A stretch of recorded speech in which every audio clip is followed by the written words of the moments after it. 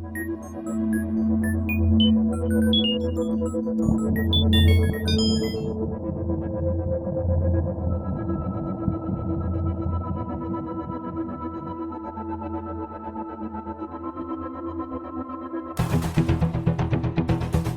to Crew Expendable. I am a guy who accidentally ordered twice as much Taco Bell as I meant to, Hallstrom. I am a guy who's asking for the other half of that Taco Bell you ordered twice as much of, Rohrbacher. And I'm out here with the lizards, Bob. What up, Bob? Hi. Welcome back to the show, Bob. Welcome back and welcome. Hey, you welcome back to the show as well. Thank you. I appreciate it. What up, gang? I got stung by a yellow jacket. Nice work. Nigh upon an hour ago. That should have been your intro.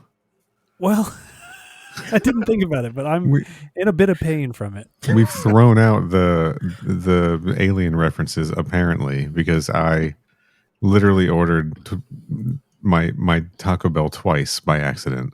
Get your shit together. I'm trying. Look, I'm enjoying doing these episodes. I am overall enjoying watching Alien Earth. I cannot wait until this is over. This is homework now. Doing these right after we watch them on Tuesday nights. I'm up until after midnight putting these out. I'm old, guys. I can't do this anymore. I was kind of enjoying it and having fun, having a good time talking about some media with my friends. But I'm saying I am enjoying doing this, but also I can't wait till it's over. Nice work. All right. Heard that before. We should get into the topic of conversation here. Alien Earth Episode 6, The Fly, not to be confused with Season 3, Episode 10 of Breaking Bad, Fly. Yes, not to be confused with that. That's correct. I was confusing it, so I'm glad you said something. Some people out there might be loading up the wrong podcast. But before we get into that, a little bit of business up top. First of all, if you are not tired of hearing me talk, by the time this is out, just after midnight, there should be a link in the description here. Recently had a little reunion with my my MK PodQuest co-host over on his show. They Made Another One, talking about one of the greatest movies ever made, Jim Wynorski's Deathstalker 2: Duel of the Titans. Mm-hmm. Deathstalker 2. That episode is out now. We do a longer plug on our upcoming Vampirella Aliens 2 episode, but then I realized, wait, I think that episode is coming out the same time this one is coming out, like literally within minutes of each other. Hell yeah. So everybody go check out this They Made Another One special reunion where Corey and I try very, very hard not to just do an episode of MK PodQuest, our previous podcast. Maybe you should have. We basically do. Okay, honestly. Good. It essentially becomes that. I sent him one of the drops to use, one of the sound drops. I won't say which one. You'll have to tune in to find out. I have a feeling I know which one it is, as a matter of fact. All right. Other bit of business up top. I want to give a shout out to Vapey. Mm-hmm. Remember how I was talking about like all the Peter Pan references in this show? Sure do. How I was like, man, these Peter Pan references are so obvious. They keep telling them to us instead of letting us discover them on our own. Mm-hmm. It's kind of ridiculous. They're just like, yeah, okay, I get it. Yeah, he straight up says that the xenomorph is the crocodile. And yeah, they call him the Lost Boys. And they're naming her Wendy. And it's all just so on the nose. The place is called Netherland. Blah, yeah, we already mentioned all of this stuff. Yes, we got it.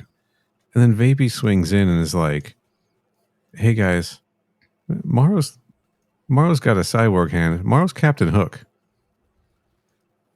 Yes, he sure did say that. Yes, I was like, motherfucker, Morrow's Captain Hook. The one just flew right over my head. See, you're over here complaining about how they keep spelling everything out, and then the one time they don't, you don't get the reference. I know, right? That's the point. Is that like there are some, and I bet there's others that we've missed. Just like, I mean, that was not an obvious one. I mean, it's an obvious one, but I bet there's like deep lore Peter Pan shit in here that we haven't picked up on. So question then. yeah, Maybe yeah. maybe a literary question, because I'm quite a dummy. Yes. What does that mean? That Morrow is Captain Hook. Yeah. What is Captain Hook's role in Peter Pan? He wants to eat Peter Pan. Yeah, he wants to eat all the children. That's what he wants to do. Just him as the antagonist of the children, and this idea that like they can't be kids forever, essentially, and they need to grow up, I believe. So he wants them to grow up.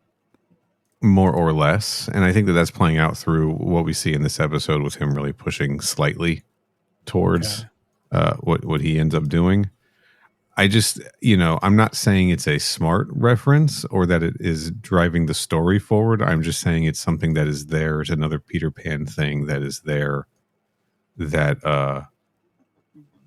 I didn't pick up on, right? But that also the show didn't just like tell us right away. Yeah. True. Nobody in this series and nobody in the TV show calls him Captain Hook at any point, right? So Captain Hook's hand, the hook hand, is because of Peter. He lost the gator bit off Captain Hook's hand because Peter did something, right? Mr. Pan to his non-friends. Yeah. Like got him bit by the crocodile, right? I believe so, yes. Yeah, it's been a minute. It has been a minute, that's correct. We probably should do the episode on Peter Pan. Hold on. I'm on the where all podcasters get their information. I'm on Wikipedia. The Wikipedia. Peter Pan. Wiki Peter. Love it. His two principal fears are the sight of his own blood, supposedly an unnatural color, and the crocodile who pursues him after previously eaten Captain Hook's hand cut off by Pan. So Pan cut off his hand and the crocodile ate it. Sure. Okay. I'm just trying to think of how, if any of that is analogous to Morrow. I mean, as of right now, I don't think any of it is a direct one-to-one comparison, but we are dealing with an antagonist that has a metal hand, which is what Captain Hook is. So yeah, he's like space Captain Hook. I mean, he was even on a ship, right? I mean, the T-1000 is also an antagonist with metal hand, but not from space, and also not in this TV show. And he also doesn't have just a metal hand either. Right. He's all metal. What do you do about a yellow jacket sting to make it not throb? Check it out. Look it up on Wikipedia. All right.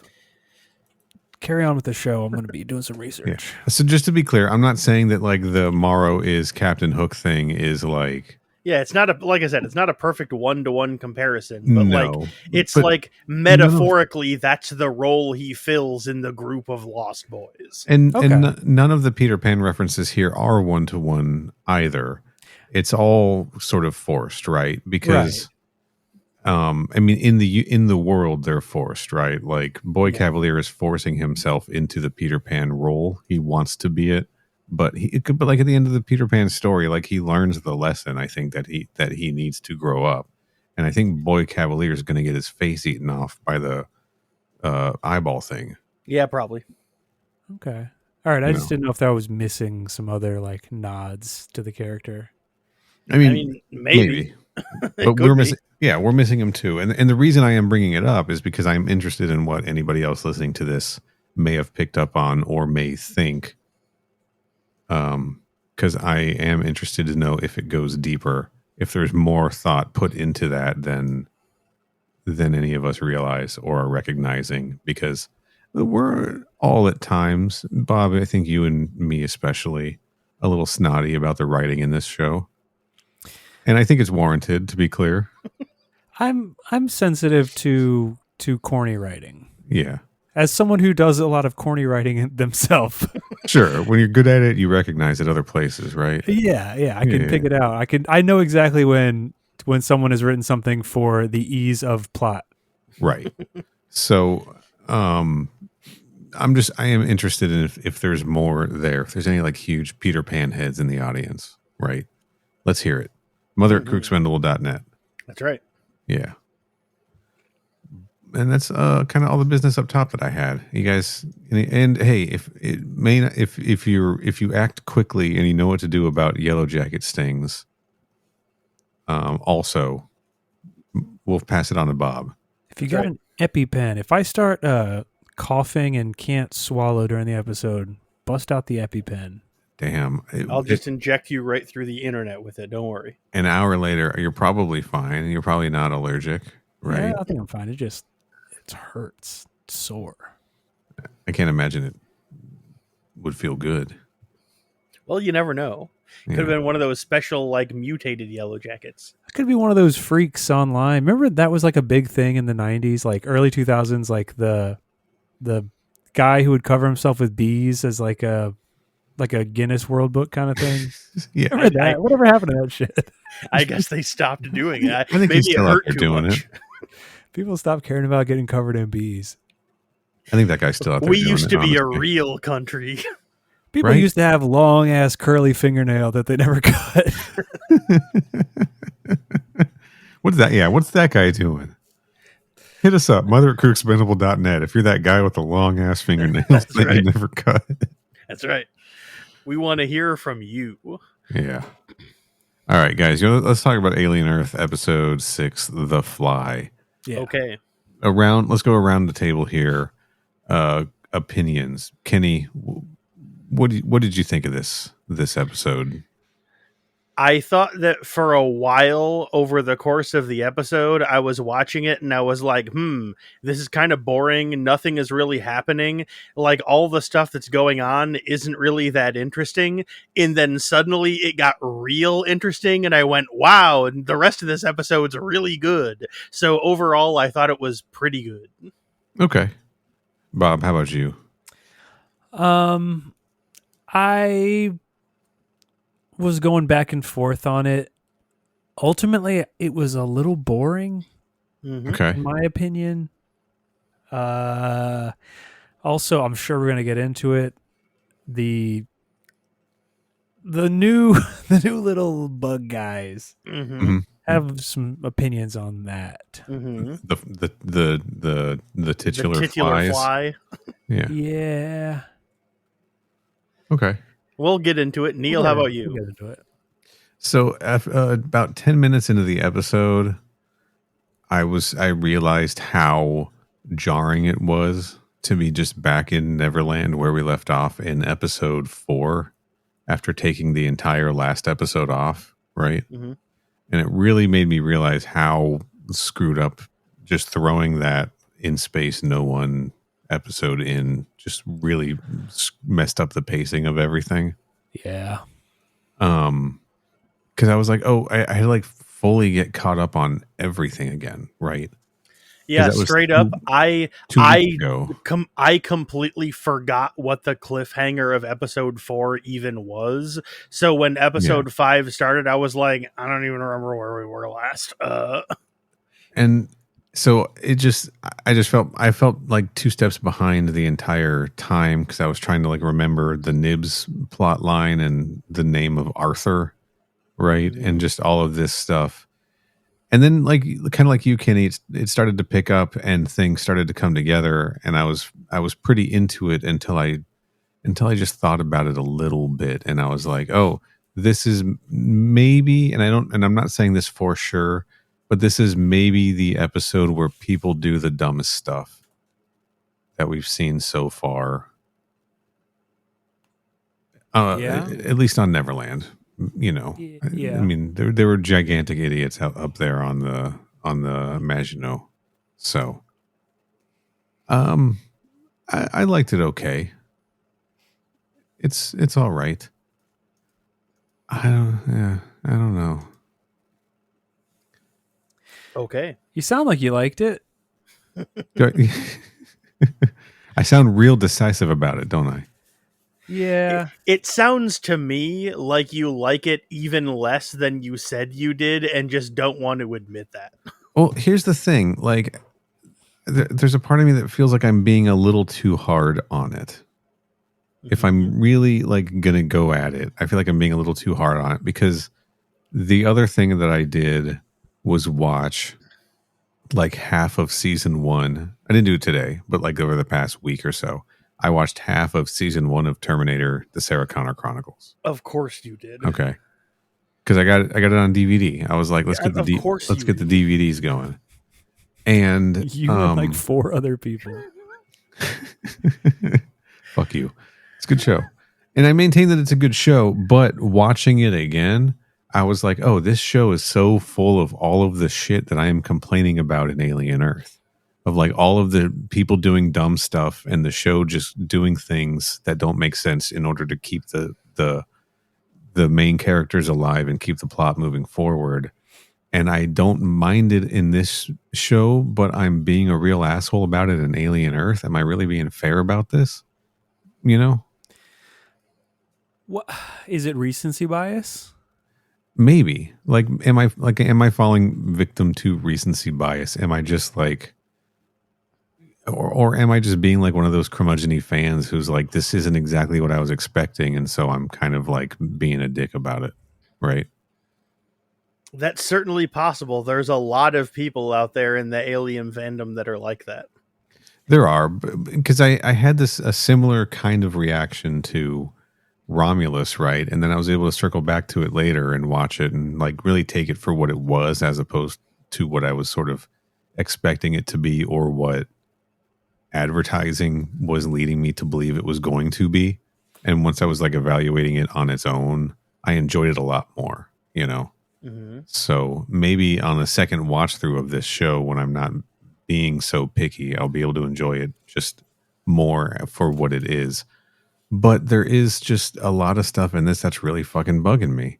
And we're going to get into several of those points as we talk through this.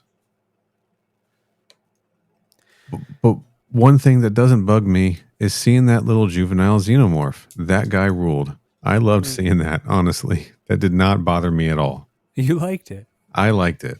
I really, really did. Okay.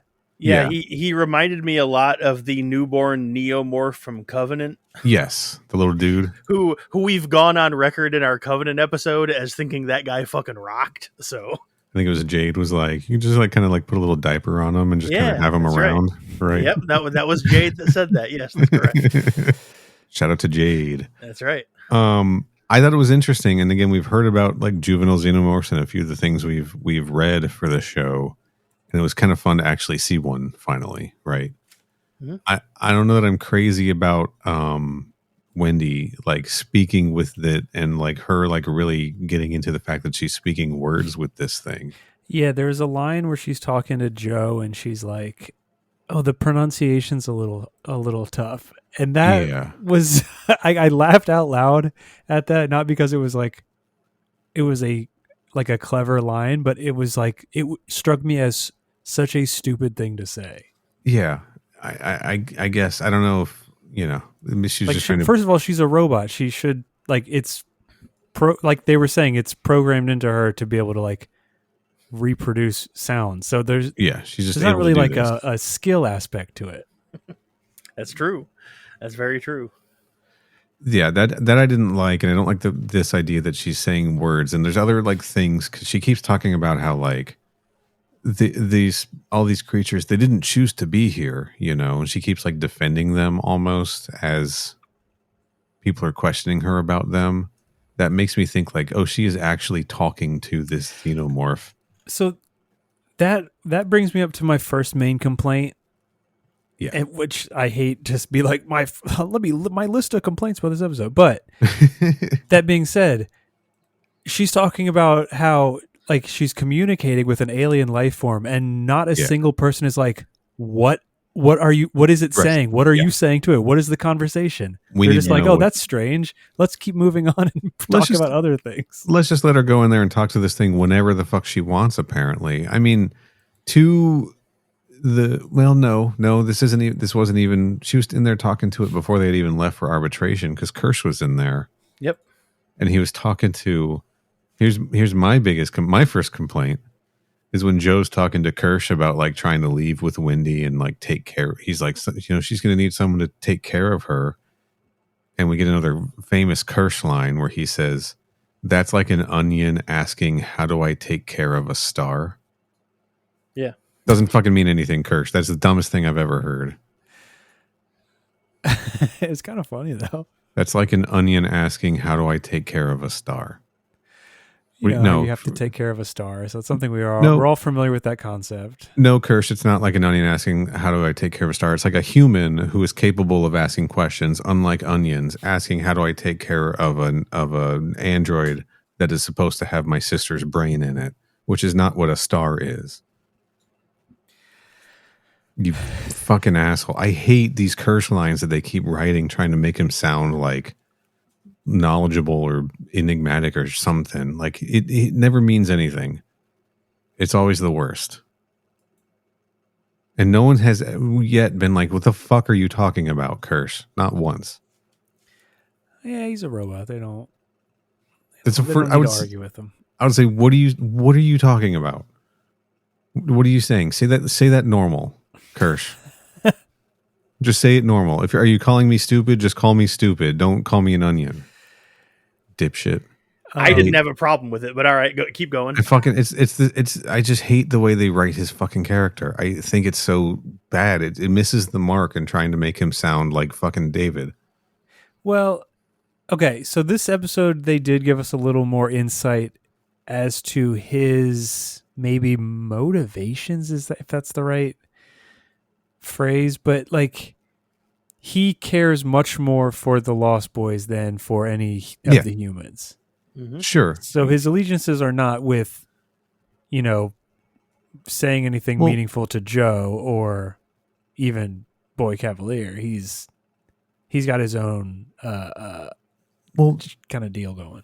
Does he really care about the Lost Boys? Because he knows that that Isaac goes into the lab alone and dies and doesn't do anything to like alert anybody about any of it. Yeah, exactly. He specifically goes out of his way to not tell Boy Cavalier that even happened.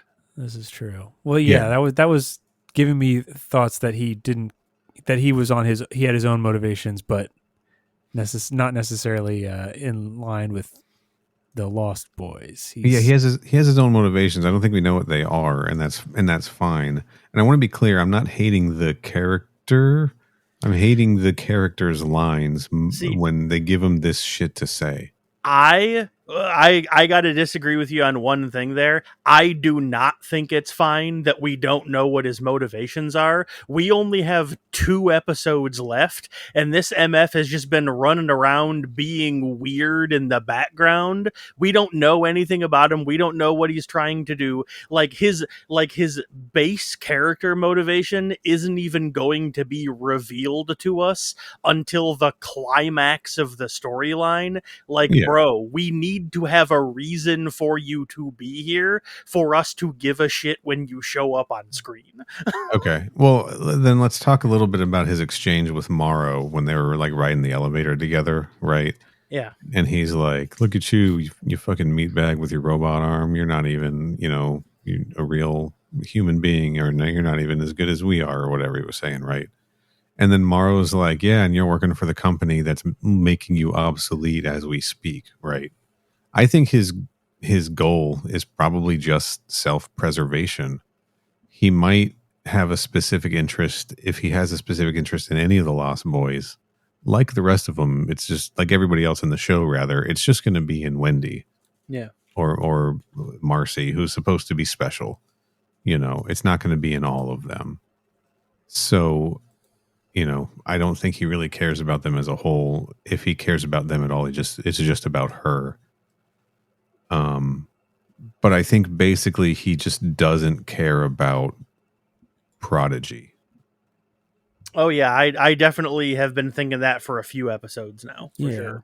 Yeah, I think his motivation is himself, probably just self-preservation. Maybe he is feeling threatened of the existence of the hybrids, right, and how advanced they allegedly are. Could be. Yeah, I think that he's just looking out for himself. We'll figure it out. I am excited to see him and Morrow sort of face off finally. Yeah, when the fucking elevator opened and Kirsch walked in, I was like, oh boy, all right, let's fucking go. Yeah. And then the conversation was fine, and I was like, all right, they just kind of vaguely circled around threatening each other a couple of times, and it's like, I was expecting something more interesting when the two of them finally met, but it's fine. Yeah. I like them kind of when they like look at each other across the arbitration table, you know. And Kirsch is like, "Oh, you're here, right? Let's kiss." Dude, they haven't. They're gonna kiss, right? Last episode, they're gonna kiss. Yeah, probably. I hope so. That seems like where their character arcs are going. Sure, why not? The chemistry is there. Let's be real. What if the show takes a drastic turn? Yeah. It's no longer about aliens. It's about this cybernetic romance. That's right. Okay. Yeah. Maybe jumping ahead too far, but Joe is put in charge of patrolling with his. I guess they brought his whole team, his whole squad, to the island. And then now they just live there? Yeah, that happened episode 2 or 3, whichever. Yeah, I think it was in episode 3 where since the team had like seen the stuff on board, Boy Cavalier basically said, you guys are stuck here for the duration until I tell you you're allowed to leave. Okay. And they just didn't really have a choice. And they already worked for Prodigy, so you know. Yeah, okay. I was just a little confused because I was like, oh, I assumed that the rest of the squad would have been sent back home by this point. But I also keep forgetting that it has only been like 3 days. Yeah, it's been like a week. We're in the same week. Yeah, Wendy mentions at one point she implies that it hasn't been any longer than a week. She doesn't imply it. She says it when she says it to Dame Sylvia when they're talking about Nibs. She's like, she doesn't remember anything that happened this week. It's like this week. It's been like a week. Within a week, all this shit has happened. And I thought I had a bad week. Oh my god. I would, since you mentioned it though, I would like to mention that I did not like the way Wendy was written in this episode really at all. She's getting a little creepy, isn't she? Well, that's not even what my problem is. It's like kind of jumping off of what you said earlier, where you mentioned about how she had that line you thought was really stupid where she's like, the pronunciation is really bad and I'm starting, I'm only trying, like, her writing for this episode was like that for the entire time. Like when she was talking to Sylvia at one point, she's like, she's just in the middle of a conversation with Sylvia. And then suddenly she just goes, I told him that this was a yes place. And then she just goes on with what she had been talking about before she said that. And it's like, Sylvia has no fucking idea what that means. No, why she would bring it up. It doesn't even have anything to do with what she was in the middle of talking about at the time. That would make Sylvia think she was crazy. She's like, what? We got another one. Also, in that scene, it was really weird about how she was talking to Sylvia and Sylvia calls her Wendy and she's like, that's not my name. Yeah. My name's not Wendy. Don't call me that. And she's like going out of her way to try to like reconnect with like her hybrid human self. And then like 30 seconds later, she goes, what if you're the problem? I don't want to leave. I don't want to be a human. I just want to be a robot. I don't want to I don't want to have problems. I don't want to have emotions. And I was like, weren't you just talking about how you wanted to be human again? Like half a scene ago? What the hell's going on here? Yeah, it happens. Her shift happens really fast because beginning of the episode, she's telling Joe, she's like, this is a yes place, not a no place. We don't say no to things here. This is what the boy genius taught us. No stops progress, right? And Joe's like, well, this is a complicated issue and we'll talk about it later. Right. And then she finds out that that their minds can be tampered with, right? Yeah, she sure does. And so just knowing that Nib's mind had been tampered with and they were able to remove her experiences, now she's like, okay, I don't want to be here. I don't want to be a part of this. I don't want to be Wendy. I want to be Marcy again, but I don't really want to be human because humans are doing this stuff. She's shifting into empathizing with the alien, right? Yeah. The alien who also didn't want to be here, right? That's correct. Yeah. That's what they're trying to do here. It is happening like lightning fucking fast though. And Yeah, that scene, inconsistently. like, I theoretically like the idea of that scene where, like, Wendy is confronting Sylvia about what they did to Nibs, but, like, the actual writing and, like, the actual lines the characters had in that scene, I thought was really disappointing and weak and a letdown for, like, what I was expecting a confrontation between the two of them to have, you know? I'm telling you, we're building towards the Autons, baby. Sure we are. She's gonna build the next generation of robots, and then they're all gonna burn their modems. Okay. Maybe. I'm telling you. I didn't mean to shut down conversation with that, Kenny. I'm sorry. It's fine. Sensitive to Auton. Kenny's just like, all right, fuck this. Well, to be fair, that's like the fourth time you've made that joke over these run of episodes. It's not a joke. I think it's a very serious thing that we should consider is going to happen at the end of episode 7. Okay, something that struck me as very funny. Yeah. Was when Boy Cavalier quickly turned into the mayor of Amity Island. Yes. When they're like, we gotta do therapy on Nibs, and he's like, no, we can't. it's Memorial Day weekend. We got to keep the beaches open. When he's talking about I guess they have an investors meeting or something. Oh yeah. This was his bald-headed assistant guy, right? Yeah, that wasn't Boy Cavalier. Oh yeah, that was his. Right. That was his butler or whoever. Adam. Yes. Adam Ines. But that struck me as funny because I was under the assumption that Prodigy was basically like run by him. Well, yes, but also like a more or less like the government of this area. Mm-hmm. So it felt funny for them to be like, we have to impress the donors, but it's like, you are the donor. Like, what do you mean? You are the donors? Yeah, what money do you need? I think it was. I kind of wondering because he said like she's got to be shaking hands with the 5 or whatever, and I was like, oh, is this just like to show off their new product, right?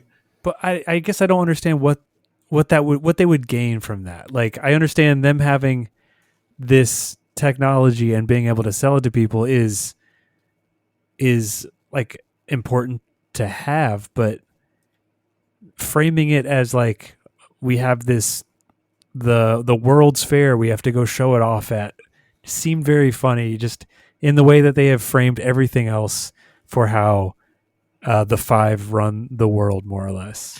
Yeah.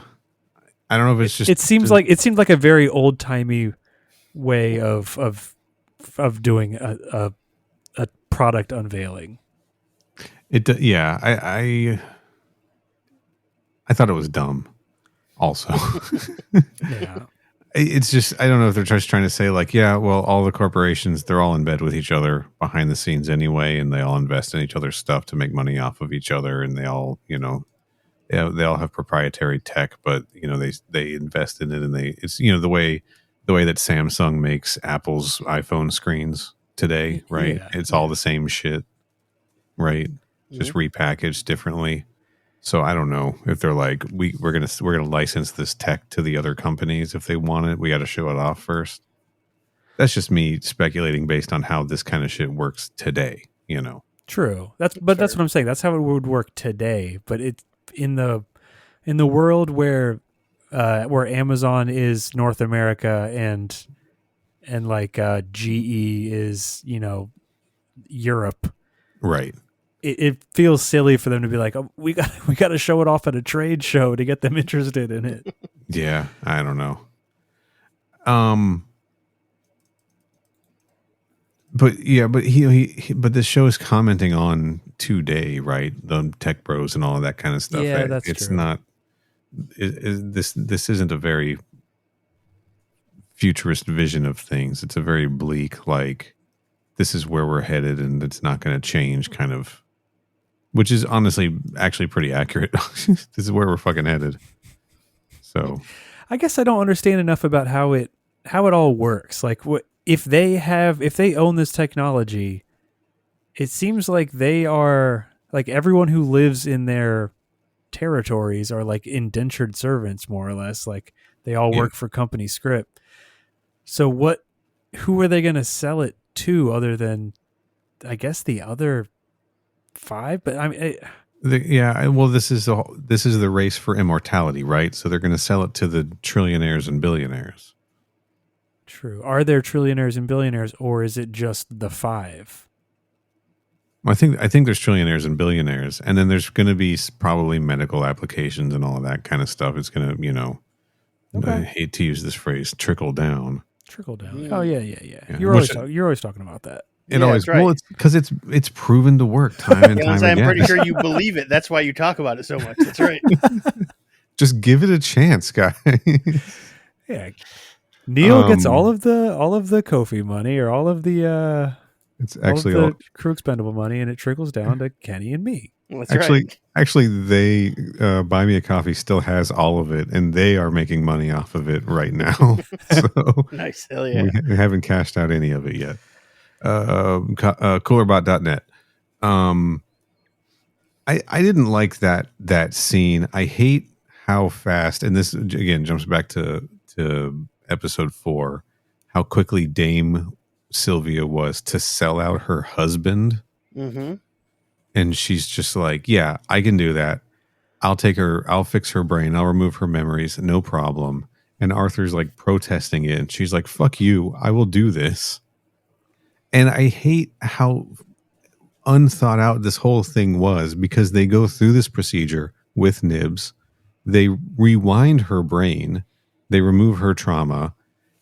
And then she wakes up. And the first thing that happens when she wakes up is fucking Wendy is there. And she's like, hey, Nibs, remember all the stuff that just happened to us? Yeah, that was so fucking insane to me. I refuse to believe that they did not tell anyone else they were doing that to Nibs, and not be like, don't bring that up. Like, why? Like, at the very least, prevent people from going to see her. Like, come on, dog. Nothing. Just no like protocols at all about like how to deal with this. Just like, it's fine. Just stick her in her bed and let anybody go visit her and talk to her about anything they fucking want. That was the one moment in this episode where I out loud went, that's fucking stupid. That was so dumb. And it is, I know they have a lot of plot they got to move through, right? We're running out of episodes here, but that was just stupid. Yeah, just stupid. Hey, not much argument for me there. I thought that was very weird. They didn't like run over a debriefing for just people to be like, hey, I know that the last week has been like probably the craziest shit you've ever seen in your life, but we just flashed Nib's hard drive, so try not to mention anything about how crazy it was. We had to recover her to a previous state, so we got to keep some of this stuff under wraps, guys. That means you, other children on the island, right? One thing I did like about that scene, though, is overall that scene didn't really work for me. But one thing I did really like, and it might have actually been my favorite individual moment of the episode, was when Nibs was sitting at her desk talking to Wendy and like looking at her through the mirror, and then like the look Nibs gets on her face when she realizes that like, oh no, some of my memories have straight up been taken away. She was like kind of confused, kind of hurt, kind of worried, kind of scared, and like she had like a really good facial expression that really sold to me what the character was feeling. Like I thought that was like legitimately effective acting in that moment, and I did like that, but the rest of the scene really made me mad. Yeah, she's a very good acting in this episode. Yeah. Yes. Yeah. Yeah. No complaints about her performance. It's just the way that the story is being written. And the way that the story is being written is a bunch of people who are supposed to be really smart are going to do the dumbest shit you can imagine. They're like, how can we make people do things dumber than what everybody in Jurassic World did? Oh, also, I'd like to point out, because I've been trying to do it every time it happens, the obligatory I love the one scene that Smee shows up for. I love that guy. Yes. I love him so much. He's really good. He just like I hate being an adult. He's really, really good. He is quickly becoming my favorite character on the show. Jonathan Ajayi. Yes, I don't think we've given him enough shout outs recently. I love the way he kind of stiffly walks around like a kid who's not sure and kind of worried that he's not doing the right thing. So he kind of just shuffles around with his arms wooden on his side. And he's like, well, I don't know. And he's constantly rubbing himself because he's worried and not sure if what he's supposed to be doing is the correct. I love that guy so fucking much. He rules. Him and Adarsh Gaurav as Slightly. They have great chemistry together. They do, man. It rules. They pull off the little kid thing so fucking perfectly. Yeah. It doesn't feel like adults playing kids, you know? Yeah, you're right. It's he's doing very good work. Yeah. I don't know. It's just done exactly right. I like to see more of him, and then I like the scene later on when Isaac, formerly Toodles, right? Yeah, Toodles. When he's got to go to the lab, and it's Smee and Curly playing in the water. Yeah, they're just goofing off at the lake with a stick or something, just spinning the stick in the lake. Yeah. I don't know. I love Smee so much. They've gotten. And we haven't spent enough time. I mean, again, we took a whole episode off from them, but I feel like we haven't spent enough time with a lot of these children, a lot of the Lost Boys, and they're going to start getting picked off now, right? Presumably, but yeah, men straight up, you're we don't spend a whole lot of time with these Lost Boys. It's bro, we only have 2 episodes left of the show, and I still can't remember which character is which name for all of them. So you're right. Yeah. We don't spend enough time with them. I've pretty much got it nailed down now. But when Isaac went to the lab and he first of all, when he tells Kirsch no, Curly's not around, I'll handle it. Yeah. Right. And just I guess because he wants to impress him. Mm. Because presumably Kirsch does know that Curly's probably sitting right there. I mean, as we see later on in the episode, they have trackers active, so Kirsch probably knows that Curly's there. Yeah, we'll get to those trackers. But Kirsch has eyes on everything, and he's watching a lot of what happens on his iPad. Yep. And Isaac goes in and he's feeding all the animals, right? And he just rips that door off of the fly. Mm-hmm. The fly pen. Yeah. So then he's like, I guess I got to go in myself and feed these things. Feed them with some rocks and old computer parts. Yeah. Also, I don't understand why he needed to go all the way into the door. He could have just opened it up and slid the tray in, because they're flies. They can go anywhere. The tray can just be right there at the door. But it's fine. Because we have to start killing off the characters, Kenny, because we need characters to do stupid shit that doesn't make any sense in order to move the plot along. We've been through this. I guess that's true.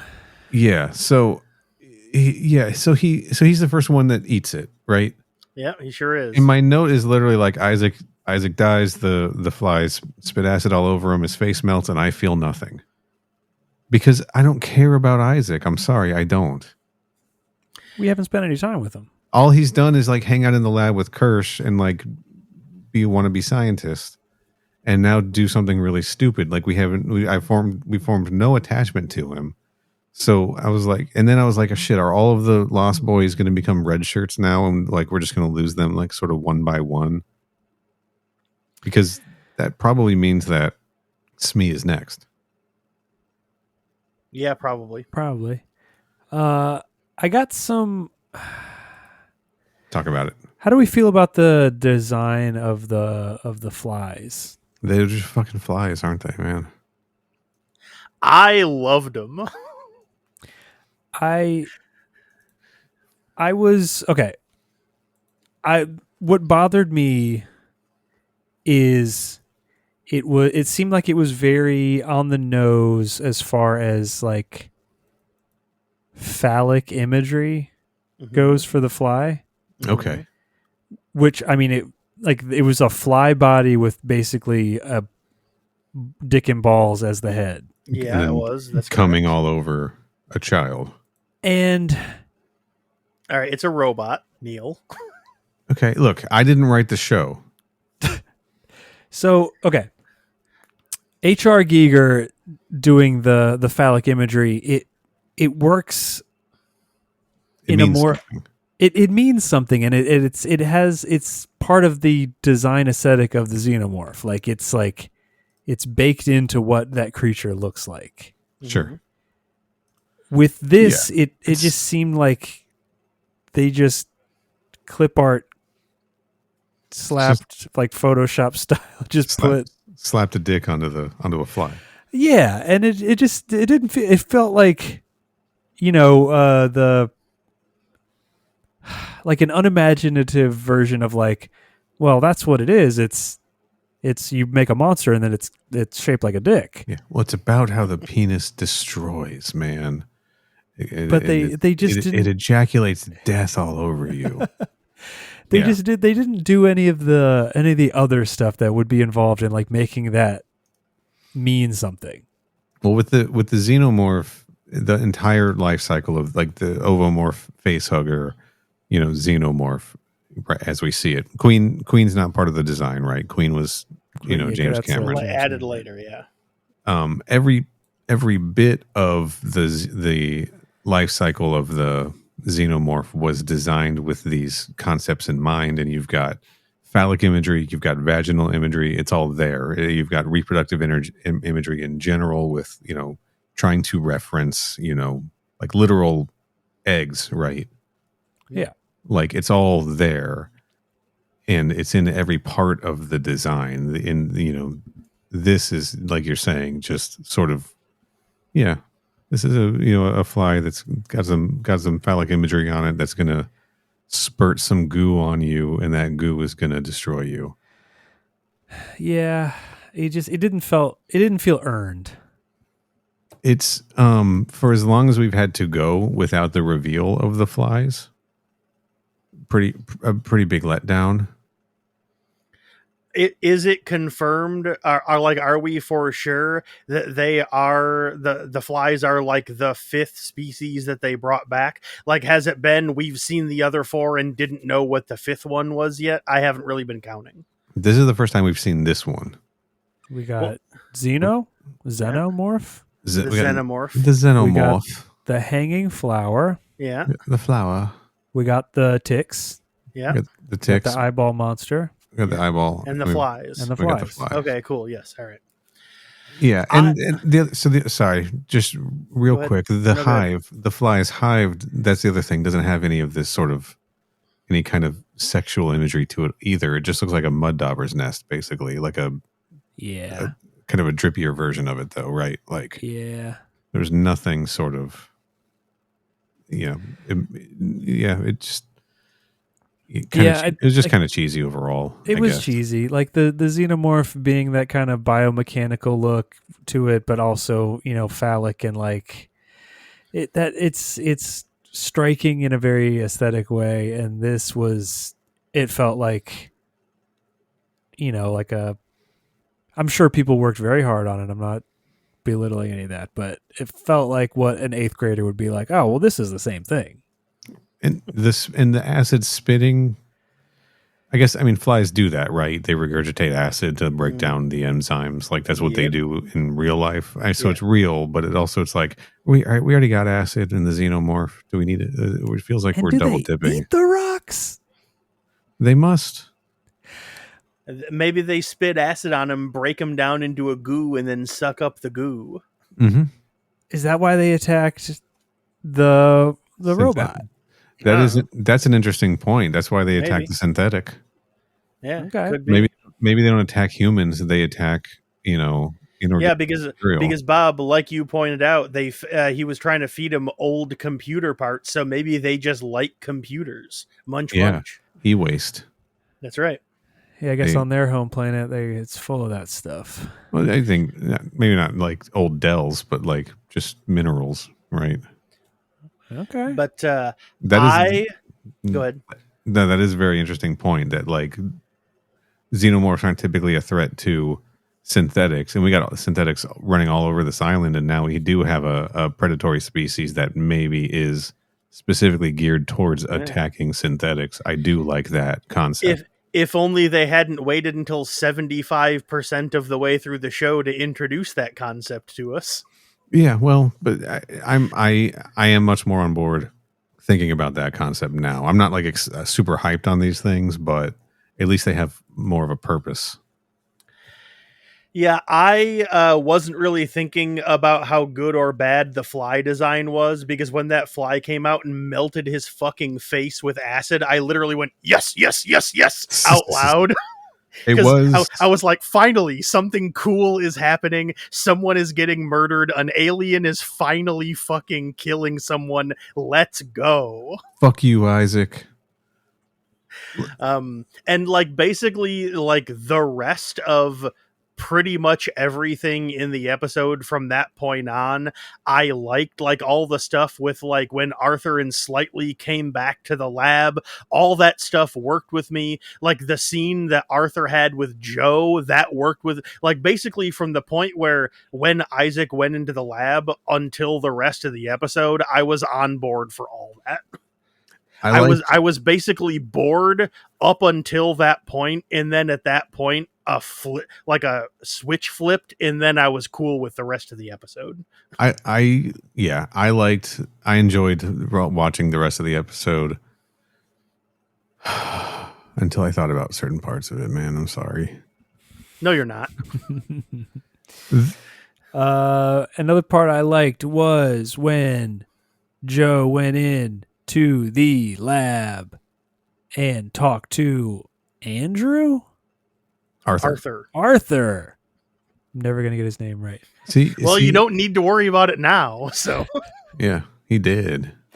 I like when they did the very dumb guy movie thing of they're watching us, we have to talk in code as if they're not also tracking, other things we're doing. Yeah, as if they can't. Yeah, I'm sure they were able to remotely see his keylogs on his computers. Yeah, right. Most importantly, I liked that he showed him the boat code. That's right. Yeah. Always forgetting my boat code. Do you remember the boat code? 107-259? 102-770. Fuck. I'm never gonna get in the boat now. Or might have been 778. I believe it's 770. I believe it is 770.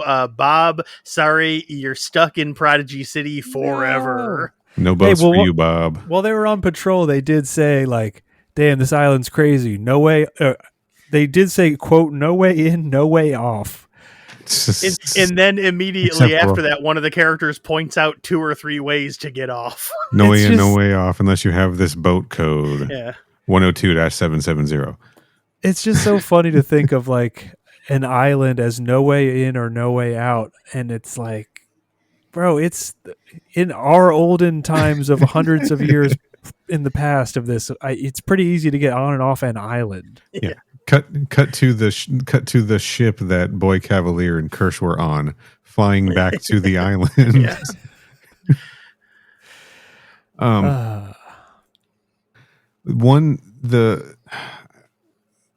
Okay.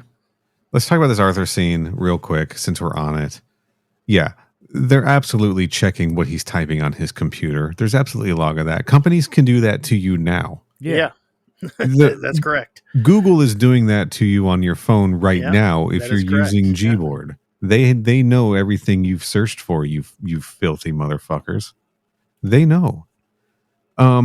But the thing that bugs me is that there's just one code that turns all of the hybrids trackers on and off. There's not a script to just turn one hybrids tracker on and off. He did run script _ hybrid track. Right.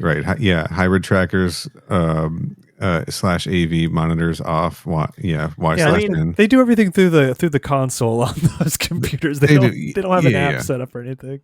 No, it's a Unix system. Yeah. It's definitely not Bash. They're not running in Bash over there, but so it's either all or nothing. All the hybrids on, all the hybrids off. Well, I did not take it as they can either it's a switch where they can have them on or all off. I just took that to mean he inputted the code that can affect all of them, but there are other codes that let him affect less than all of them. And he just decided to use the master one that controls them all. But if you're trying to covertly help Joe get Wendy off, then are you going to turn all the trackers of all of the hybrids off if you can just turn Wendy's off? Because if you turn all the trackers of all the hybrids off, there's the chance that you're going to draw more attention to the fact that something has been done, because there's no way he's the only person, especially now that he's been fired, monitoring all of the actions of all of the hybrids, right? Somebody else will notice that these have been turned off. Maybe it was easier to justify by saying, oh, there was like a glitch in the system and like their trackers went down because something was wrong with the computation or whatever. The thing that gets me about it, though, is how does turning the trackers off tell him that Toodles' tracker is offline? He should have been able to tell that the moment Toodles got killed, because the trackers were on when that happened. That is the other note I have, is that he doesn't realize that Isaac/Toodles' tracker is busted up until he runs this code. So they didn't get an alert that something had They sure didn't. I also like that it tracker was on, man. It said his last location or whatever was Secure Lab, which was Secure really Lab. funny. Well, to be fair, that is literally what they have been referring to the lab as consistently for the entire show. Multiple characters have called it the Secure Lab before this point in the show. I like to think that that's just like a script note that they put in there of like this is the very secure lab, and everyone reading is just like, oh, okay, Secure Lab, got it. Secure Lab. Got it. All right, enough people. They've said it in so many takes. We have to just call it this from now on. God damn it.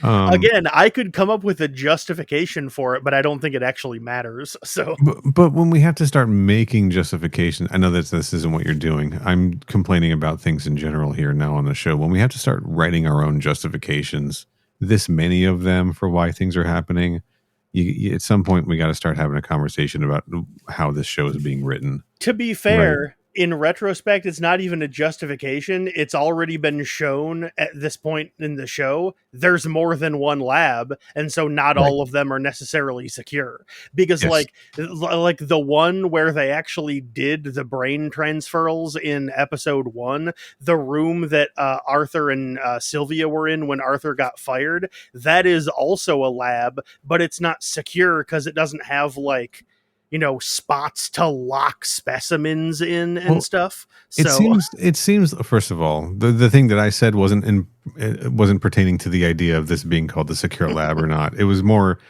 all of these little things about like, how do these computer programs, how do these trackers work? Why do we have to come up with excuses about why this stuff works? But all of these labs should technically be secured because they give you access to things like the hybrid's brains and trackers. So let's secure all of them, guys. Hey, Noah, let's call this one Containment Lab. There you go. Check, Problem please. solved. Yeah, there you go. Let's get Bob on season 2. That's right. I mean, honestly, put me in the writer's room, and whenever they do some shit like this, I'm just gonna let me just raise my little hand and say, hold on a second. What you mean by that? Okay. Seriously, real talk. Let's be honest, guys. How do we feel about whether there is going to be a season 2 of this show? I think that there will be. You think so? But my hope is that it won't be a continuation of this story. We'll pick up with some different characters in a different location, and then it'll have a reason to be called Alien Earth. Possibly. Okay. Right? Like, my point is, like, Alien Earth suddenly becomes...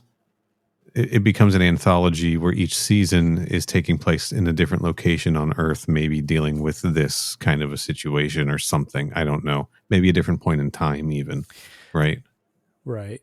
My only canary in the coal mine for a second season of this show is when it first premiered, everyone I know and talk to regularly who knows that I am a alien head, and I ain't talk about the long phallic one. All right, okay. You're not talking about your fly. Everyone was like, "Oh, this looks cool. I'm excited about this." Talking to me about it, like what their hopes and dreams were regarding TV show, and I have not heard a peep from anyone about this show since like episode 3. That's why I was asking about it. Everyone was hyped for it. Everyone was talking about it, and I have not like outside of like the 3 or 4 people I personally know that have been watching it, I have not seen a single fucking person talking about it in like almost a month. Yeah, I mean, we talk about it. We talk about it, but like I said, outside of the handful of people I know that are watching it every week, I'm at work right now. But like online, I don't see anyone fucking talking about this show anymore. Yeah. So what's funny to me is, on IMDb, if you look at all of the episodes in a season of a TV show, it'll put the yellow bar, the top rated bar across, like, and particularly high rated episode in a season, right? Mm-hmm. And all 6 of these have top rated. On IMDb, every single one, they all have it. And season this 6 one aired 2 hours ago. Right now, and it's clocking 8.2 out of 10, only 34 reviews versus 8.8 out of 10 for In Space No One, which with 6.3 thousand. I mean, it's bots, right? Yeah, I don't know. I bet that there will be another season, but I don't know if they're gonna like rush. I mean, they certainly haven't rushed it into production. They haven't announced it yet. That's true. So, anyway, yeah. I forget where we left off in the conversation. There was another line that bugged the shit out of me. Hold on. Yeah. Sorry, I'm looking at the featured review for this episode on IMDb. Okay. Yeah. Is it a mine? 10 out of 10? This is a perfect score. All right. Perfect score. Yeah, perf. Got it. Is this by Roboot? It is. 468802.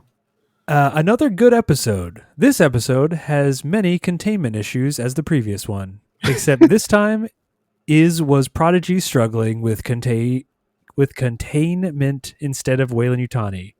There are some plot holes, but overall, the way all the different species interact, particularly the eyeball, is fascinating.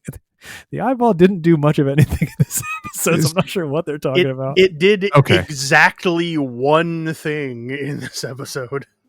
This one set the table for the final 2 episodes. I'm hoping for a great finish to the season. This is all bots. That feels... Yeah, that sounds like it was written by a bot, honestly. And we got a couple of 1 out of 10 star reviews, a few 1 out of 10 star reviews. I think that's pretty harsh. It's not a 1 out of 10. Come on. Not a 1 out of 10. Then some 2 out of 10s. But I'm going to be harsh about something here. When Joe's marching with his former squad members, mm-hmm. and the lady says, when she's talking about staying there to be employed or whatever, the good gig is, and I don't know, they had the whole conversation about they're just the muscle or this or that or whatever, and then Joe's like, well, we could leave, and she says like, maybe, but if I'm here, at least I know where the monsters are, because he's like, there's monsters here, that's why we should leave. And she's like, maybe, but if I'm here, at least I know where the monsters are. And then like ominous music kicks in, like that's a real poignant moment. You're still there with the fucking monsters, you idiot. So you even know where they are. You were there with them, and they are more inclined to kill you because you're on the island with them. That's not a reason to stay because you know that they're there. I just hate that. It's again just more writing trying to sound like smart when it's just dumb. Yeah, I don't know, man. Maybe my brain just processes stuff differently because that did not strike me as strange or even really noticeably unusual at all. I was just like, yeah, okay, and then just kept on going. If I'm here, at least I know where the monsters are. Boom, Yeah, boom, boom. Like they put a punctuation mark on that sentence, like it's supposed to be like some like high level writing. we don't. They didn't. Okay, as of a couple of days ago, they didn't know monsters even existed. I don't like that they keep calling them monsters either. I wouldn't. That seems like a very like 1930s thing to call a creature. Her Siberian is her character's name, I think. Deem Camille. Yes. Yeah, and Rashidi is the other guy from his. Yeah. I just that stuff is just not working on me at all, and this show is so full of those kinds of lines that just it's like no one talks that way is my issue, and nobody in Alien anything talks that way, right? No one's trying to get like the zinger in, no one's trying to get like the tough guy line in. This isn't Predator, right? Yeah. Well, I mean, I don't know. To me, that just reads as, oh, he's just trying to do something different. Like you said, no other piece of Alien media has done this, and it's like, yeah, he's trying to do something nobody else has done before. What's the problem? Well, no other piece of Alien media does. I mean, I guess Prometheus, I think, tried to do a little bit of this, but real people don't talk this way, and yeah, but they're not real people. What's the problem? But she objectively is supposed to represent a real person. She's just like a troop who got sucked into this situation now, right? And is now working security on this island because they went into this extraordinary situation with the spaceship crashing in Prodigy City, and they got roped into this whole event, right? She is objectively a normal person in this world. Yeah. Well, she represents like, she's not a billionaire. She's not a hybrid. She's not a synthetic. She's not an engineer who built hybrids. She's not a turncoat for Weyland-Yutani or any of this stuff. Like, she's just a person who got pulled into this situation. And I understand, trying to do something different, sure. But don't you think like Alien works when people are like feel like real people?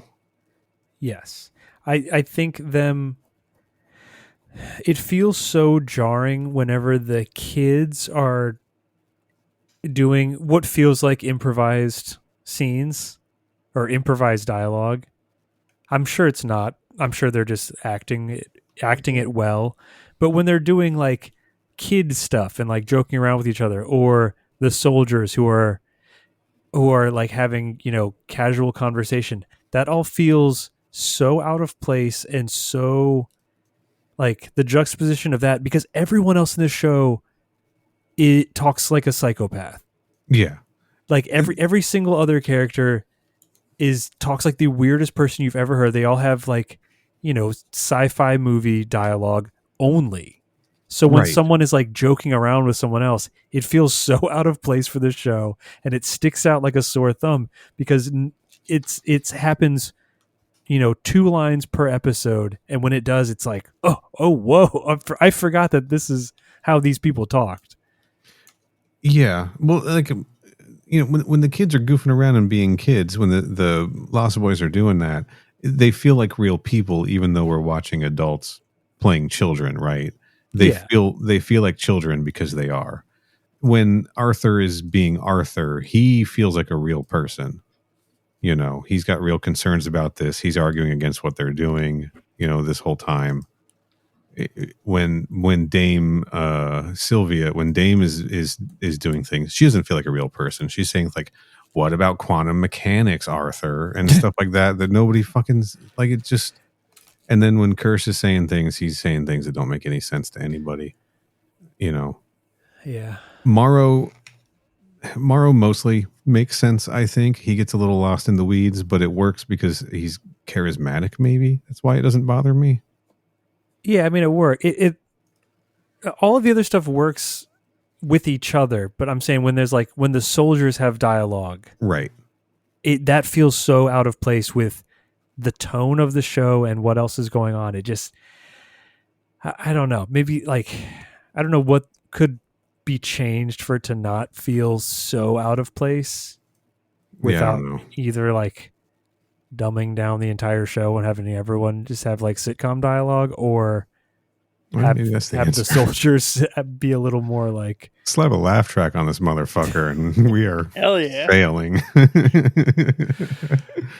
I don't know. It bothers me when that, because it happens a couple times. Like when he does the thing where it's like, oh, your sister's she's a robot. What happens when you take her off the island? She starts shorting out, dude. She's like, bzz, bzz, bzz. Like that part was so weird. That was, yeah. And that didn't feel natural. That didn't feel like a way a human being would talk. No, it feels the way like a 24-year-old who's acting in a TV show would act if they were supposed to be acting casual.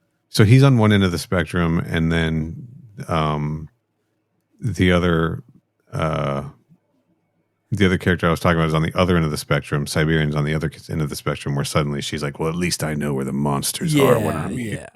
It's like, dude, get back to the center, guys, where normal human beings live, because that's what you guys are in this show. You're the normies.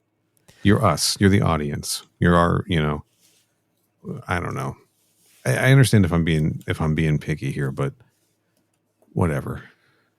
I mean, here's the thing.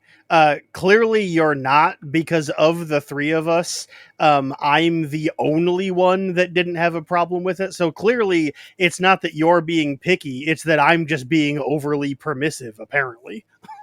I mean, it's all, it's, again, as always, like people's tastes vary, This is just my opinion. It might be the right opinion, but it's just my opinion.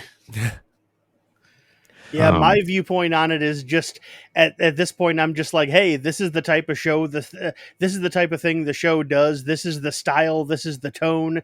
This is the type of dialogue that the characters have. I like this show just takes place in a world where people just talk like that. And so I just roll with it. I don't know. I guess that's the future.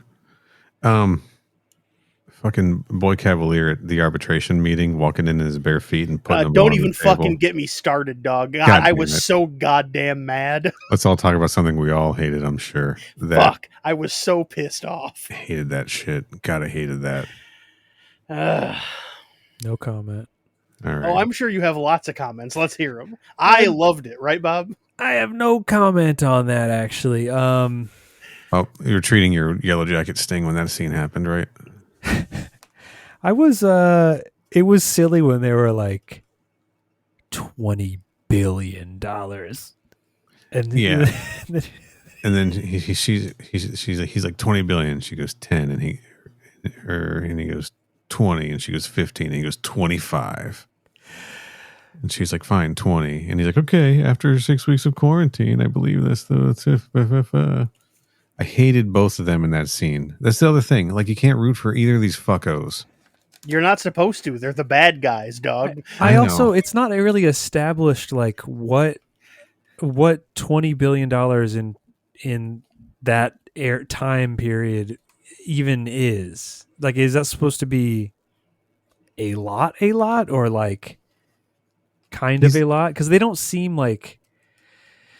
If she can spend $50 billion to get the specimens back, what is that the equivalent of like nowadays? Like I couldn't understand the weight of the situation by the numbers they were saying, because obviously they're basically running countries. They have so much money that the money doesn't fucking mean anything. That's anymore. What I'm saying. I couldn't get a gauge on like, is this supposed to be like, buying a house amount of money, or is this supposed to be like chump change to them? Like, I don't get what they're trying to establish here.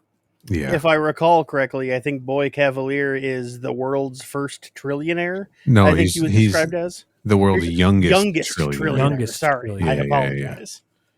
Certainly not the first.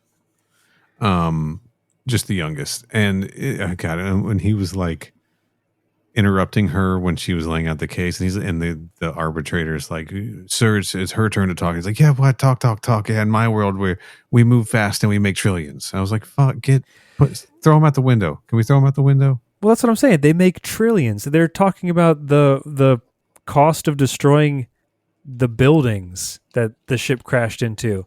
Like, all of that, I don't know. Like, to me, those buildings are probably worth, billions of dollars. So Yeah. is the money on top of that? I don't know. It was hard to track. I didn't understand what they were trying to get across there. Same. I have no.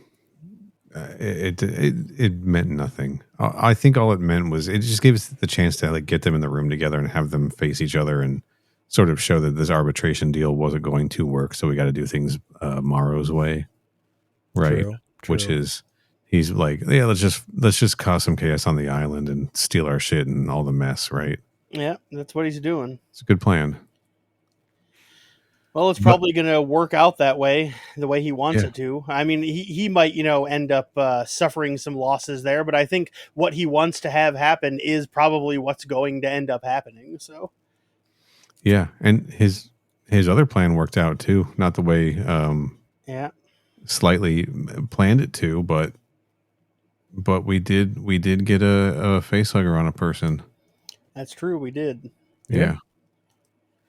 This scene, as much as it bugged me that he just rushed into that Arthur after noticing that Toodles' tracker was not connected, rushed into the lab, rushed into the fly containment chamber, and was trying to drag his body out without paying attention to anything else that was going on, right? Yes. It's a dead body, man. You don't need to drag it out right now. He's dead. Like, what are you going to do? Like, you can see his face isn't there anymore. Also, not really a dead body either, right? Yeah, it's not. He's a robot. So, he's a robot. You can bring him back theoretically. Good point there. Just rebuild him. It's fine. Doesn't seem that urgent, buddy. But outside of that being kind of silly and pointless, this scene was really tense and it really worked for me overall. It was cool to see the xenomorph, like at this point, is now fully grown, and just to watch it sort of like unfold from the ceiling, right? Mm-hmm. Mm-hmm. And I really liked watching Slightly talking with Morrow throughout this episode, and just like really like wrestling with this whole plan and panicking and like, trying to, Morrow threatening his mom again. Yeah. And just his performance, like dealing with this whole thing, has been really good, and trying to hide it from everybody. Yeah, Slightly's current arc from the into this episode from the last one or two episodes has really been pissing me off, and that is a compliment, because I'm like getting really mad, and I was like, "Don't fucking do it, dude! Come on!" Yeah. Were you gonna say something, Bob? No. Okay. Yeah, I really enjoyed his performance doing this, and I like that. Like we all predicted it was going to be Joe, because he really led us to believe it was going to be Joe, and I like how awkwardly he was like, "Hey Joe, come on, you want to go see a thing?" Yeah. No. That scene was really good. He really sold that real well. Yeah. So when the Arthur opportunity came together, I was like, well, this kind of sucks, because I really like Arthur, but also like clearly the show was headed in this direction, right? Yeah. Yes. And I guess I'm fine with it, right? Like, it's pretty convenient writing, but I'll take it. But it really worked for me. I was really, really into it.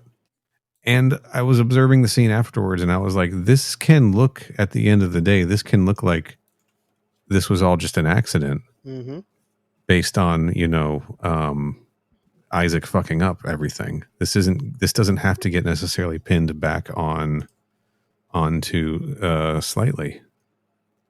This can look like Isaac went in to feed all the animals on his own and screwed up, and doors got open. But now everyone's going to be like, hey, where's that face hugger that got loose? And they're not going to be able to find it. That's true. Speaking of that lab scene, though, the one thing I wanted to point out that I am not a big fan of is I love the fucking sheep with the big eyeball. I hate Same. the fact that the entire time we saw him, he was literally just standing there ominously staring into the camera. Fucking do something. I didn't think he was just in there staring into like the physically the filming camera. Yes. Not like the security cameras. Yeah. I actually am weirdly 100% okay with what the eyeball is doing right now in the sheep, where it's just observing everything. Well, the thing of it is I think that's a cool little guy, and I want to see him do stuff. Oh. And right now he's not doing stuff, and I'd rather him be doing stuff. Oh, he's 100% going to do all kinds of shit, man. You know he's going to do stuff. I just want him to get to the point where he's doing stuff. I know. But I like the way it looks in the sheep, right? And I like that thing just observing, like, because you can tell it's watching like the way the pens are getting opened and closed, right? Mm-hmm. And it's watching the way the other creatures operate. And remember, these are all predatory species, so they're going to be like competing with each other, you know? I'm not going to lie, man. There was one specific shot in this episode where they showed the sheep. And, like, honestly, my first gut instinct thought was, this sheep's about to fucking say something. Right? Like, I legitimately thought this sheep's about to fucking start talking, isn't it? It just says Ripley's final log from Alien, like the original ending was going to be. I like that it just spends the whole episode watching all of this shit happen and then finally like eats its lunch. It sure does. At the end. But I understand everyone's frustration with like, why isn't it doing stuff? We like watching this little dude cause a ruckus. That's been my thing. Like every single time in an episode where some cool alien action, like lowercase a alien, like attack scene happens, I'm like, yes, this is really cool and this is really fun. Now that I'm 6 episodes into the show and I'm able to just see the entire season so far holistically, there is not enough of aliens attacking people. And Fair. So every time an alien shows up, I want it to attack someone because I don't think that has happened enough so far in the show. Okay. And so like when they have an alien that I really like and he spends all of his time on camera just standing around rather than doing something, I'm like, come on, bro, you're missing a perfect opportunity. I think that's fair. My one hope for the show is that the Oculus, the eyeball guy, does not end up being a hero at any point. I don't want it to like save anybody from a different monster, right? Mm-hmm. I do not want it to be a hero. I want it to be a monster to the end. I want it to be out for itself, right? Yeah. That would be cool. I mean, I think that's more likely to happen than it isn't, but I do think that there is a chance it will try to play the hero at one point. I know when shit like this becomes like a fan favorite, I'm just always afraid they're going to baby Groot it. Yeah. You know? I hear you. And I really hate that.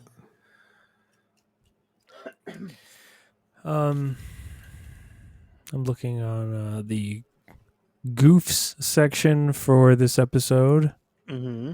When describing the potential things Wendy could accomplish to Joe, Kirsch says, your sister has the potential to invent faster than light travel. Yep. However, as the movies have previously established, faster than light travel was invented almost a century earlier. Mm-hmm. Yeah.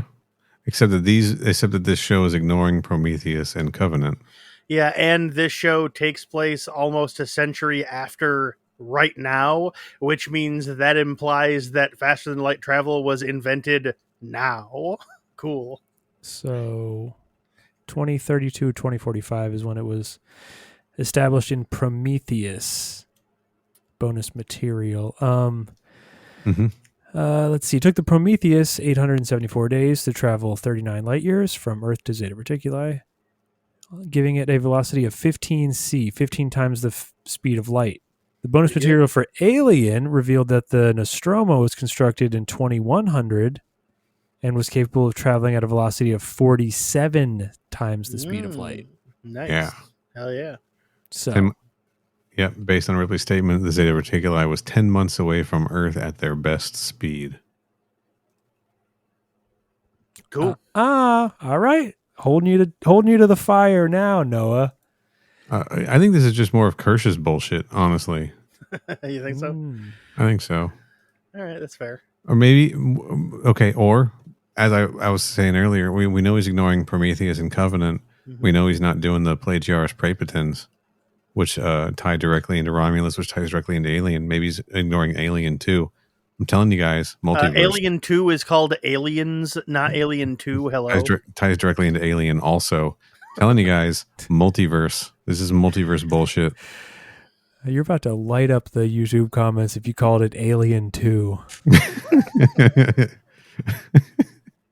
What kind of fucking podcast I'll have is you this? know there is an Alien 2, just so you know. Motherfucker calls aliens Alien and 2. I'm not talking about aliens. There is literally a movie called Alien 2 Alien 2 on Earth. That is literally what it's called.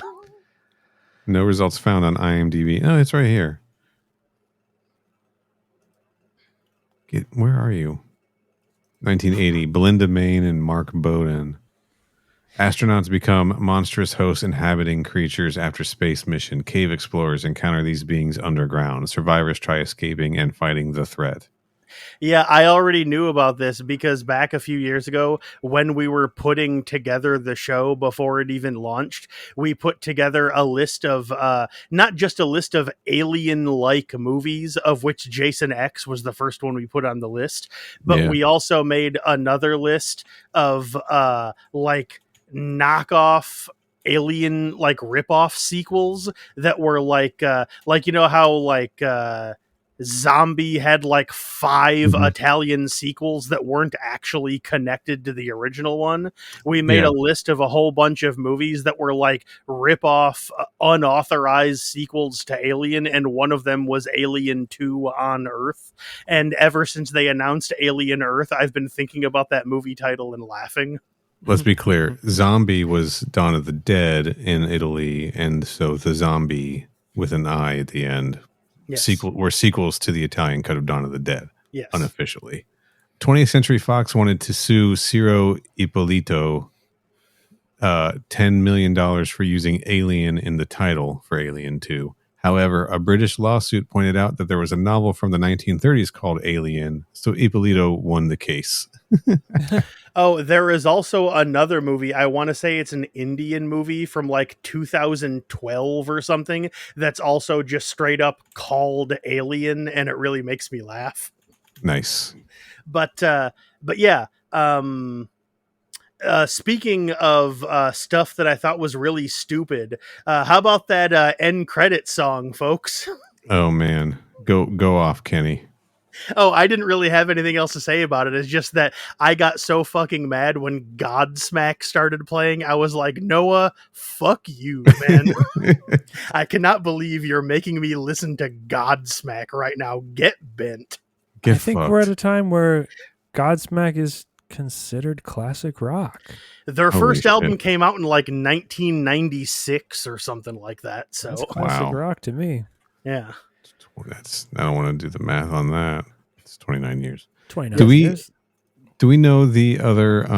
There was a needle drop in the middle, as there often is sometimes. There sure was. J song. A what? Alt J. Okay, I'm unfamiliar with that. Yeah, I didn't recognize it at all. So I had to look it up. Okay. It was a kind of a bad song, so I looked it up. And it was it's from 2010s. I'm looking in the IMDb credits here. It's not listed yet. Oh, I was wrong. The first Godsmack album came out in 98. Sorry. Okay, so not quite there yet. That's classic rock territory for us old people. I mean, that's at least 25 years, so I guess it depends on what your outer bounds for classic rock is. So I think I'm done talking about this episode for the most part. Yeah, I think I am too. I want to say watching it worked fine for me. And again, as Kenny, I'm in your camp. As things started happening to the episode, it really built. I am interested. I'm not excited to see it. I almost said I'm excited to see. I'm interested in seeing where the Wendy character goes, because she seems sort of. She went from being like opposed to the idea of leaving to now sort of being like against humanity in general, and I think that concept is going to clash with what Joe wants to do. Yeah, right. Sure will. So I'm interested in what's going to happen with their relationship. I'm not super excited to just watch all of the Lost Boys get picked off. Which that is one last note I have. We see Boy Cavalier reading more Peter Pan at the beginning into his blue microphone. Yep. And the passage he's reading is about how Wendy was the only girl not allowed to grow up, the only child not allowed to grow up, or something like that. Okay. And I was like, oh, this is foreshadowing that she's going to be the only surviving hybrid, which is pretty obvious, I think.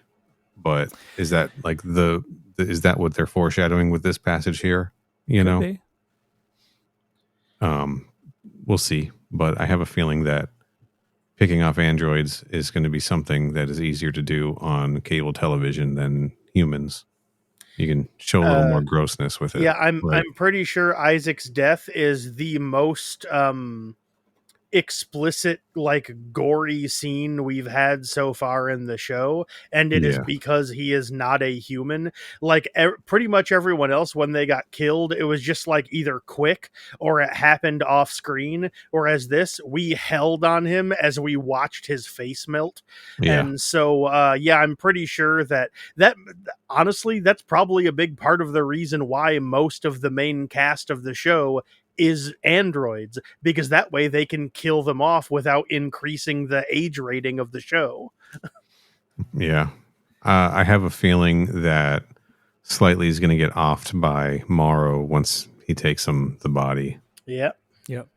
Just to clean up the mess, you know. For sure. I am definitely interested in where the show is going from here. I think the next 2 episodes are going to end up being pretty action packed. Maybe not like Aliens action packed, but we're going to have a lot of activity and a lot of things happening. I mean, we kind of have to, right? Only like, of not counting the cast of the Maginot, we've only had 2 people die so far, and both of them were in this episode. Named characters or just people? Named characters. Okay. And so as such, we still have basically the entire cast still alive going into the final 2 episodes. So unless this is a situation where most of them are going to make it out alive, I'm expecting the last 2 episodes to mostly be dedicated to showing us these characters getting killed, you know. My fear is that the next 2 episodes will be action packed, but they are going to cliffhang the season ending, the season finale. Oh, and it's going to be very unsatisfying. Fucking mad if this is a cliffhanger. I'm not gonna be happy. I had to deal with that shit with Mortal Kombat Conquest. I don't want to deal with that again. I don't know if that's the kind of thing Noah Hawley does. Maybe that's something he does on his shows. This is the first thing of his I've ever watched, so I don't know if Legion or Fargo ever did that. Maybe they did. I don't know if that's necessarily him, though. I think it's more of like an FX thing. That's true. Yeah, they might. But I'd rather they just did 10 episodes than 8. Well, they do 8 episodes. Then they do a season 2. So I think that's what they're gunning for. 2 more episodes isn't going to pay as well as season 2. Just whatever. All right. The 5 is apparently in charge of the FX network. I mean, yeah, that's not surprising. Yeah, Disney. Yeah. One of them. Definitely one of them. I don't think I have any other notes that are worth talking about here. Yeah, I don't think I have anything else. So. Yeah. I drew a bunch of squares on my notes. Nice job. I had one silly note here where when Morrow and Kirsch were riding in the elevator and talking their shit to each other, Morrow says to him, "I'll see you soon, friend," right? Mm-hmm. And then when we see Joe on patrol with his old team, they say, I hear Utani might send some of her cyborgs to get her monsters back. And I was thinking, is that because Morrow just tipped Kirsch off that he's coming? Because he said, I'll see you soon. And Kirsch is like, oh, okay, well, that means he's coming to the island to get his shit back. Maybe. Could be. He's like, Morrow, keep your fucking mouth shut, dude. Right. If so, that's the first specifically stupid thing I've seen Morrow do on the show. True. That's all. I'm done. All right. I'm still enjoying watching the show. I'm enjoying talking about the show. Ouch. Okay, that's good. I think it's a fair perspective to have. Honestly. Cool. Yeah. What about you, Kenny? Overall, I think the show, like I said, this episode is a perfect encapsulation of how I feel, in that it's pretty good, and there's some stuff about it that's not really working for me, but most of the stuff that's not working for me, I'm just like, you know what?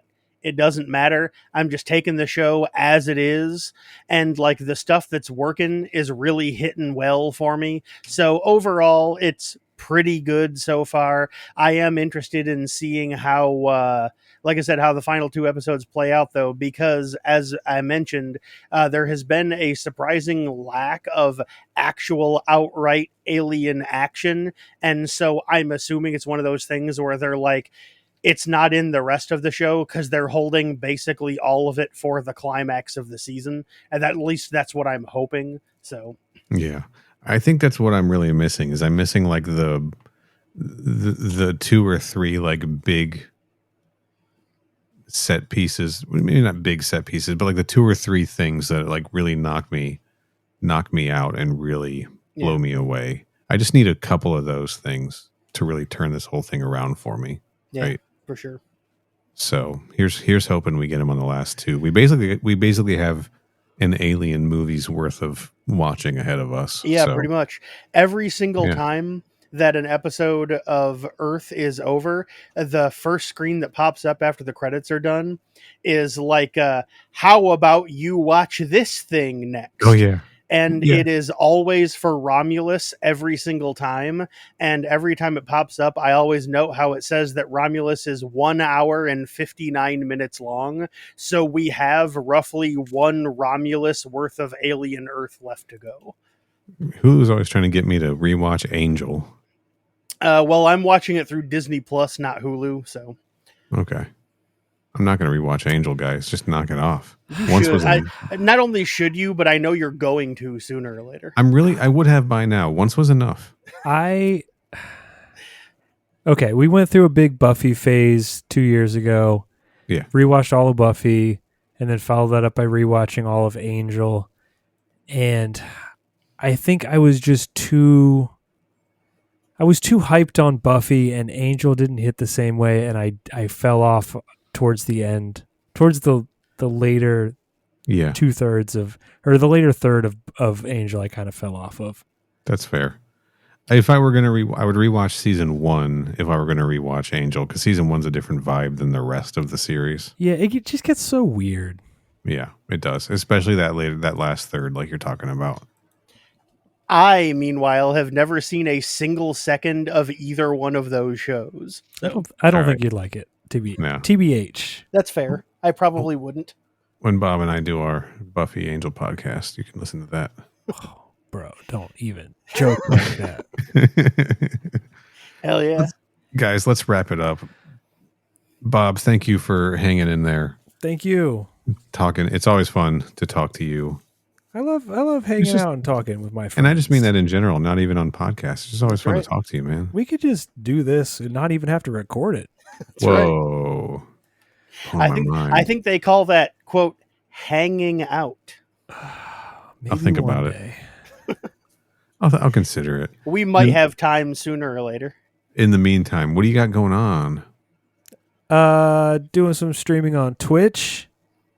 Got some stuff planned for the future there. So, hey, the most annoying thing to say, big things coming. Big things coming. Bro, his stream last week was fucking phenomenal.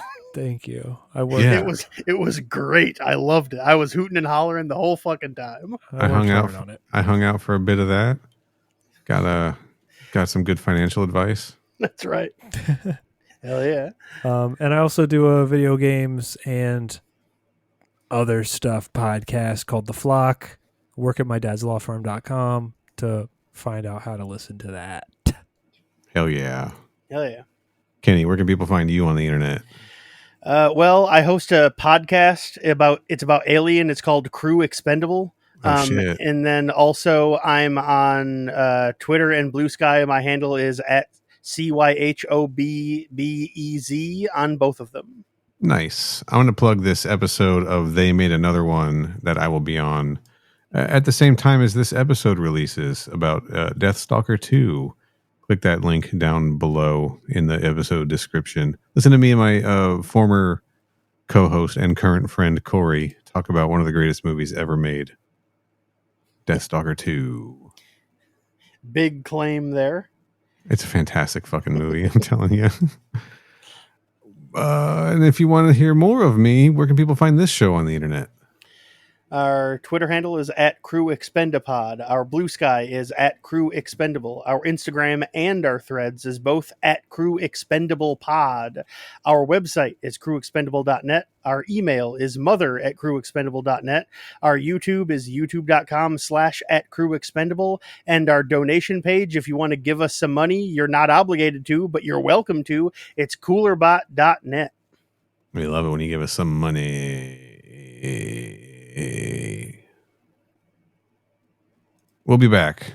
I don't know what's coming out next on I think Vampirella Aliens 2 or Aliens Vampirella 2. I believe Vampirella Part 1 was the last episode to come out. So, yep. Aliens Vampirella issues 1 through 3 is the most current episode. So that'll be out in a few days. So until then, stay frosty. Stay frosty. Stay frosty. Oh, wait. What? Stay frosty. Okay. Do I sound like a monster? No, you sound totally normal. Yeah, you sound like regular old Neil. I can't even tell the difference. Do I sound like a robot now? Still just sound like normal. Hey guys, it's me, Coolerbot. Stay frosty. Hey, wait a minute. Or something. Yeah, Coolerbot sounds weird. Hold on a minute. Now I'm a big robot. Stay frosty. All right. Cool. This is great. I love the ending to this episode. Bye.